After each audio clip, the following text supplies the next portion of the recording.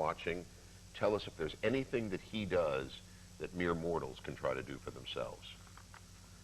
Well, first of all, let me just explain to the audience that great players swing well from above their waist on their backswing.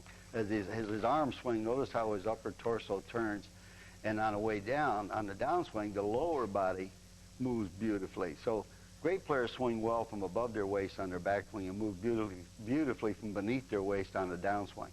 And he correlates and synchronizes that. Now, he was looking down the fairway to decide where his ball is going. Notice the width of his stance to support the amount of force that he needs to generate from his upper body and support it with his lower body. And his arm swing is probably the fastest arm swing in the game today. His arms move so fast around and up and down, around and up, that he doesn't have to force his wrists and hands to work that hard because they're the weakest link.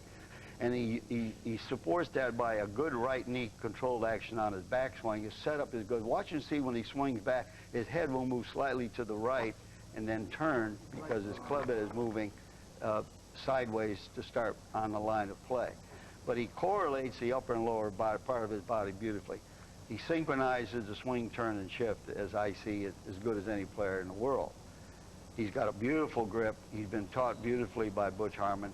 He winds that arm up in the shoulders, and then he shifts the lower body and lets the upper body respond. Now, here's a good view here. Notice the width of his stance, which supports the amount of lower body drive he needs. Now, when he starts back, he will keep the club on the line of play, and then the head moves slightly to the right, and then it stops and starts turning as the club moves to the side of his body. You can see the beautiful width of the left arm and the extension of the shaft, right in line with the line of play. In other words, he's parallel to the line.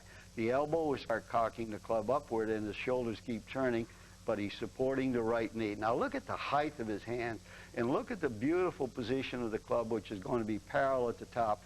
To me, is the important position in golf for balance. His upper body is coiled, has got time to shift. The club head is parallel to the line of play. His hands are higher than you might think. He's got all that leverage and giving this club head time to go up and come down and giving his body time to shift forward and then around. When you combine that vertical leverage and that lateral and rotary force like he is, it's amazing. Now watch his downswing.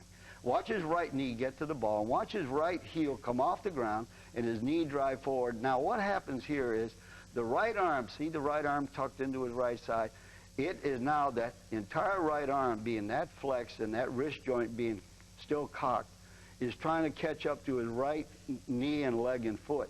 And what is happening here is the right arm is trying to catch up to the right leg, and the right leg is moving fast because the heel is up and the knee is going forward. The left hip is clearing to allow the arms to rotate fast around the body through the hands and wrists. Now watch and see as he passes through this ball how fast his right side turns and then catches up to his left side. This is in slow motion. You can see now that he's striking against the back of his left wrist, which is supporting the blow of the right hand. His head is maintained a steady head position. You got a slight tilt in the shoulders, which he should have at this point in his golf swing. Notice how high his right heel is off the ground. And watch and see now, because of the force of the golf club moving so fast around his body, that the hips are clearing fast, and the right knee is starting to move closer to the left knee very quickly. Now he has great extension with his right arm going through the ball, just like he did the opposite of his left arm going back. So now the left arm is folding to allow the club to rotate around his body. And then you will see, as he finishes swing, how far around the back of his head the speed of the golf club has forced his arms and hands to travel. Look at how far his hands have gone behind his head.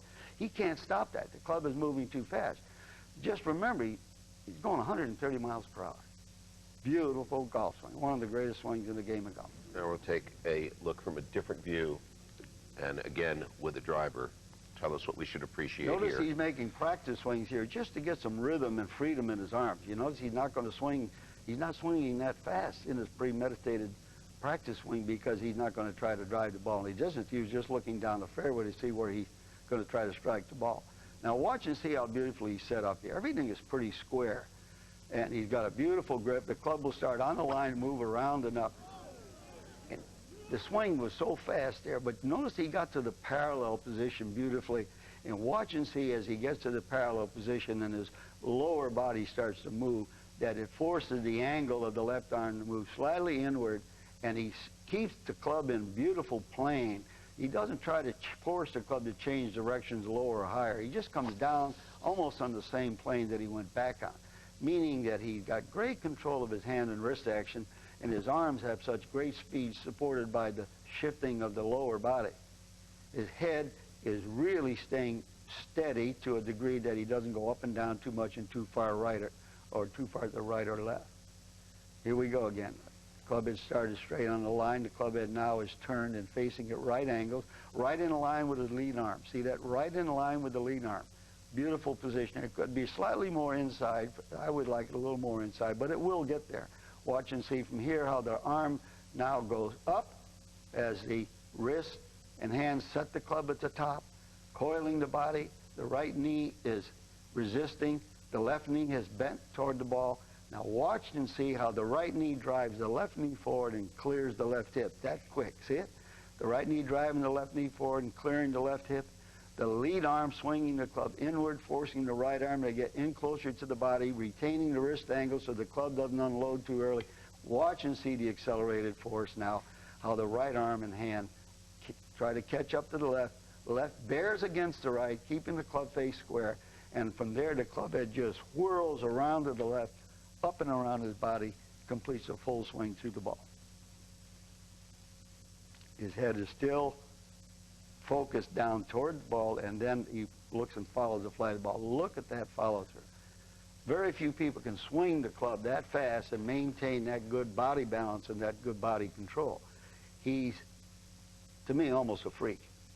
Going to have our weekly MaxFly innovative idea, which was suggested today by our guest, Mr. Toski. Who were the founders of the first National Golf School When it comes to